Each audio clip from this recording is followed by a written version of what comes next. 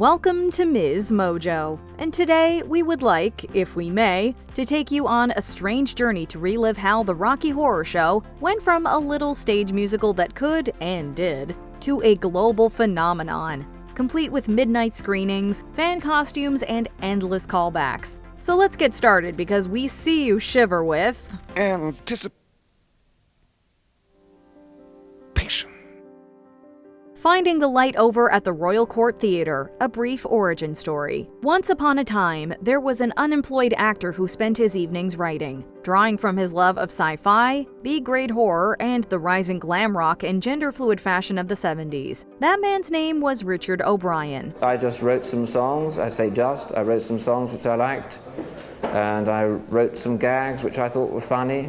I put in some B-movie dialogue and B-movie situations, and I was just having a ball. He shared his strange little script with director Jim Sharman, who took a chance on it. It started as a way for me to spend winter evenings when I was an out-of-work actor.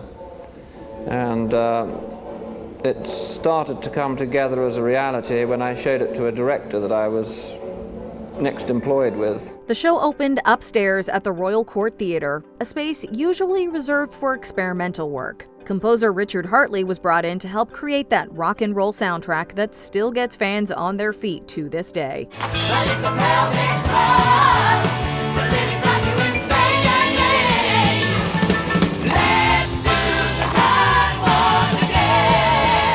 It was like nothing audiences or critics had ever seen before, and it definitely caught their attention. After all, it provided a safe space to celebrate self-exploration and sexual liberation unapologetically, doing so with plenty of humor and charm. Give yourself over to absolute pleasure. The show quickly graduated from the Royal Court's 63-seat studio to the Chelsea Classic Cinema, more than tripling its audience. From there, it moved to the King's Road Theatre, where even more people could experience this strange journey night after night. It was playing 63 people a night, and for 5 weeks, and with a budget of £2,000, and the rest is history. We ran in London, we transferred twice, we ran in London for 7 years. In 1973, the show won the Evening Standard Award for Best Musical. Then it traveled across the pond, where outside LA it didn't quite make the same splash, but it still picked up Tony and Drama Desk Award nominations. Amazingly, it wasn't until the 1979 West End transfer that the show became the full 2-act version fans now love to shout back at.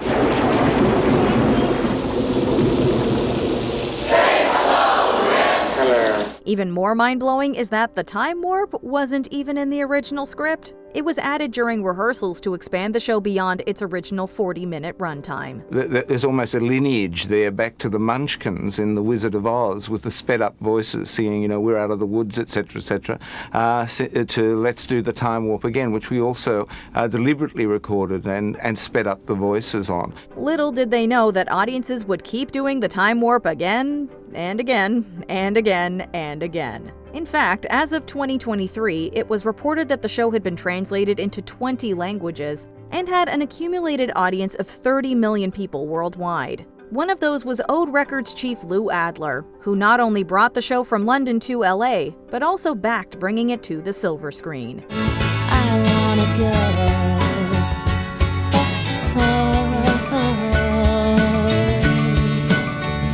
To the late night double feature picture show. Strutting from stage to screen. Before anyone could pull up their fishnets and adjust their corsets, the studio made a very specific request. They wanted a touch of Hollywood and were willing to fund the production generously if Americans played Brad and Janet. So Barry Bostwick and Susan Sarandon were brought on board. There's a fire in my heart and you fed it. Janet. If there's one fool for you, then I am it.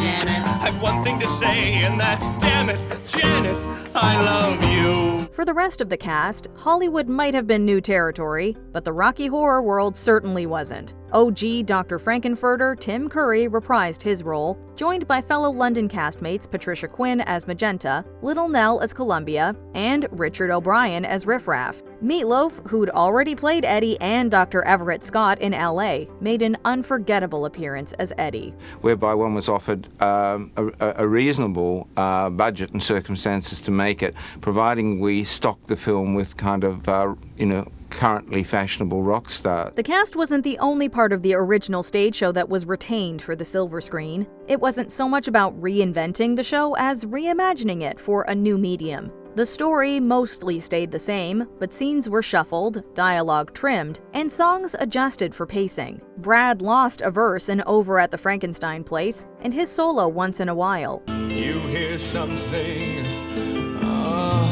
about someone you thought you'd known. Rocky's dialogue had been cut too. Trixie the usherette didn't make it to the screen, but those disembodied red lips opening the movie more than set the tone. Depending on which version you've seen, the song Superheroes may or may not even be there. And superheroes come to feast, to taste the flesh. On stage, the Phantoms, a kind of Greek chorus, hover in the background, guiding Brad and Janet through the story. The film replaced them with atmosphere, storm clouds, shadows, and a gothic mansion that became its own living, breathing presence. Didn't we pass a castle back down the road a few miles? I shall resign. Maybe they have a telephone I could use. I'm going with you. Oh, no, darling, there's no sense in both of us getting wet. I'm coming with you. Filming at Oakley Court, a real, almost gothic-like estate near where Hammer Horror filmed, gave Frankenfurter's castle that perfect feel of the old-school horror and glam rock decay they were both paying tribute to and sending up throughout the story. The minute we saw it, we realized that this gave us the basis for the whole look of the movie. Familiar props and costumes returned, but the lighting got sharper, the colors louder, the action bigger than ever. Now there was even a swimming pool that was made to feel like an unholy baptism. The soundtrack evolved too. The stage version was highly influenced by glam rock and vintage pop, with some Chuck Berry, Rolling Stones, and classic musical theater thrown in for good measure. And what he's done in the music is, I think, something quite extraordinary, which is very similar to the actual plot, in that he's taken elements from many other things. He's taken sort of certain 50s elements, certain 60s elements, and put them together, but actually come out with something that's sort of completely unique. The movie amped everything up. Louder, faster, moodier. They upped the tempo and turned up the dials on that gothic undertone, perfectly matching its cinematic setting.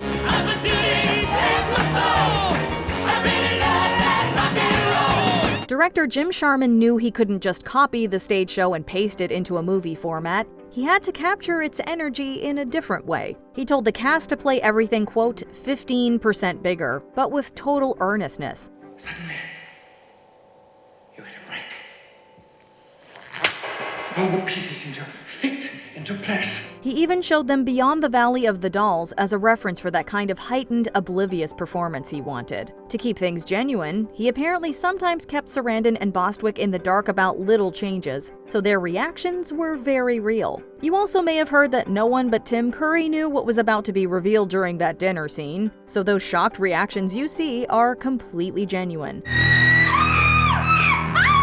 On stage, the show thrived on a crowd that was already up for something strange and subversive. On screen, they had to convince movie audiences to come along for the ride. So even though the theatricality stayed, everything had to be carefully tuned. Still true to its nature, but grounded enough to work on camera and help movie audiences feel as in on the joke as theater audiences had since the beginning. It was Richard's first musical, and it was full of his enthusiasms in the way that first works always are. As it happened, those enthusiasms were then shared by a lot of other people. Oh, and you know how movies like to hide Easter eggs all over the place? Well, this movie took that very literally. So next time you watch, be sure to look out for them. Here, we'll even get you started. The film was a flop at first. Whatever magic it had cast over theater audiences just failed to enchant moviegoers. That is, until it joined the midnight movie circuit. It's perfect for midnight. And then once the audience participation began, there are people who are attracted to that. Don't dream it, becoming a cult classic. Yes, things were definitely not great when it all began, and the movie struggled to find those regular Frankie fans. For one thing, its subject matter was pretty niche. It's not exactly the kind of film you take the whole family to on a Sunday afternoon now, is it? Perhaps mainstream audiences just weren't ready for a story led by a gender-fluid, pansexual alien in fishnets who teaches two so-called squeaky clean Americans how to give themselves over to absolute pleasure. Don't judge a book by its cover. I'm not much of a man by the light of day, but by night I'm one hell of a lover. And without a live audience to feed off, that seductiveness of the stage show just didn't land the same way. Within weeks, 20th Century Fox was ready to pull it and file it away under financial flops. Luckily, it was the midnight movies to the rescue. They catered to people looking for something weird, edgy, and unapologetically different. And Rocky Horror ticked every box. These late-night showings became a haven for anyone who didn't fit the mainstream. The film's message, "Don't dream it, be it," opened a whole new world for people who'd previously felt disenfranchised or marginalized. Don't dream it, be it. On April Fool's Day 1976, Rocky Horror opened at New York's Waverly Theater, and soon enough, the joke was on everyone who'd written it off. Within 2 years, it was a regular fixture in midnight slots across dozens of cities. I went to see Rocky Horror at the Waverly Theater in Manhattan, and I saw those lips on the screen, and I felt the electricity in the audience. It blew me away. What started as a flop quietly turned into the longest-running theatrical release in film history. Now, audience participation was often somewhat part of the midnight movie experience, but never at the level it became with Rocky Horror. I would like, if I may, to take you on a strange journey. As the story goes, friends and Rocky Horror enthusiasts, Louis Ferrisi Jr., Amy Lazarus, Teresa Krakowskis, and Bill O'Brien would attend these screenings and do their best to improvise callbacks with the intention of cracking each other up. One night, during that scene where Janet uses a newspaper to shelter from the rain right before Over at the Frankenstein place, Louis shouted, quote, "Buy an umbrella, you cheap bitch." Not exactly the worst thing Janet gets called these days. And the crowd loved it. In the darkness of everybody's life. And just like that, counterpoint dialogue became a staple at screenings and even live performances. Although interestingly, Tim Curry credits Angie Barnett, David Bowie's then wife, for being one of the first to talk back to the screen, reportedly yelling, "No, no, don't do it," as riffraff comes at Frankenfurter towards the end. Anyway, a lot of those off-the-cuff jokes from the early days are now basically part of the Rocky Horror audience script. Brad and Janet, what do you think? I don't like men with too many muscles. But don't stress if you don't know all the lines. There are tons of Rocky Horror virgin guides online that'll get you up to speed. And honestly, people still make up new ones all the time. If a line's funny enough, it might even become canon. Plus, if you're watching a live show and get lucky, you might get a cheeky clapback from the narrator or one of the other cast members on stage. There was certainly something about this castle, to which a flat tire and a wet night had brought them, that had made them both feel... It's not what it says here. Apprehensive and uneasy. Fans didn't just shout lines, they became part of the show. People dressed up and brought props, rice, newspapers, confetti, flashlights, even hot dogs. Which maybe don't do, the cleaning up crew definitely won't thank you. They would even improvise small actions. And of course, everyone did the time warp, a dance so iconic that it practically became a requirement to join in. But don't worry if you don't know it, it's really as simple as just a jump to the left and a step to the right. Actually, we'll just let the cast take it from there.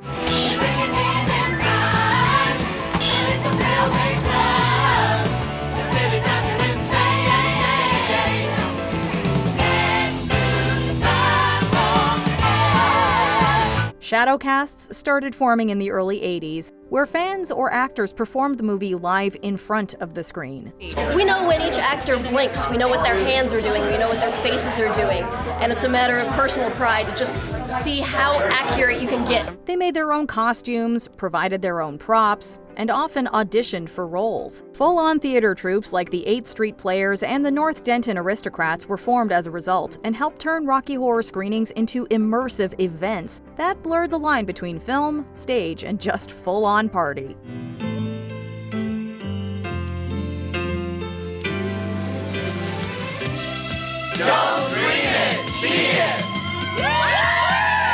fan community truly exploded. Midnight screenings became safe spaces for anyone who felt othered, a place to dress up, shout out, and just be themselves. Magazines, fan clubs, and word of mouth helped fans connect across cities and countries, creating a real, vibrant, and inclusive community. Even if it was just for the movie's duration, it wasn't just dreaming it anymore. As the movie says, you could actually be it. Do you think you gave people permission to be who they truly are?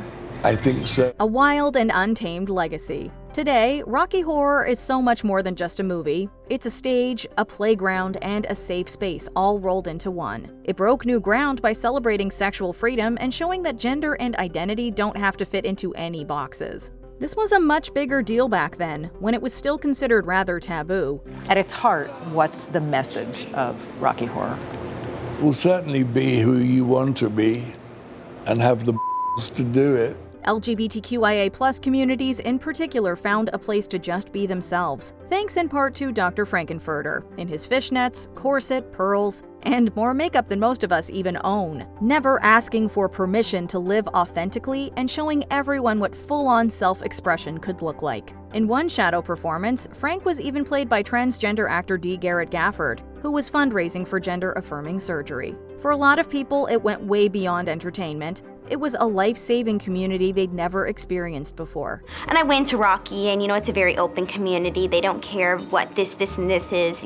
Everyone's welcome. It doesn't matter what's going on. It's just that welcoming feeling. And on a bigger scale, try finding someone who hasn't at least heard of the Rocky Horror Show. Even if you've never been to a screening, chances are you've seen it parodied or referenced on The Simpsons, That 70s Show, Glee, The Drew Carey Show. Seriously, the list goes on. Sabrina Carpenter even gave it a nod in her music video for Tears.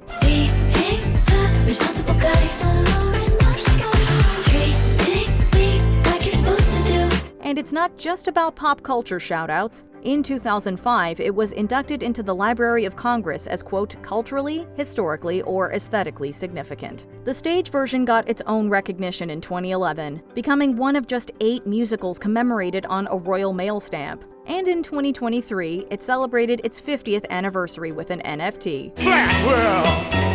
How about that? Before we continue, be sure to subscribe to our channel and ring the bell to get notified about our latest videos. You have the option to be notified for occasional videos or all of them. If you're on your phone, make sure you go into your settings and switch on notifications. Its journey from stage to screen to full-blown pop culture phenomenon is practically unparalleled.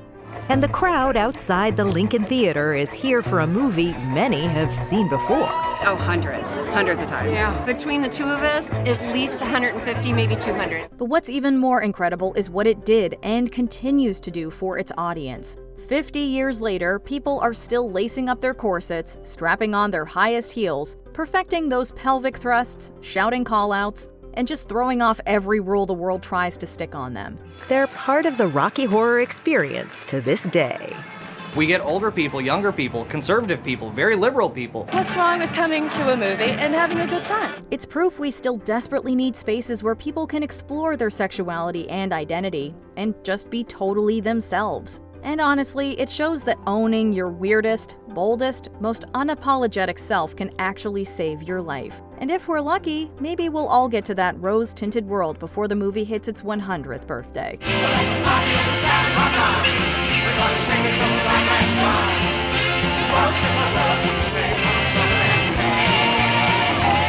How many times have you done the time warp again? Let us know in the comments.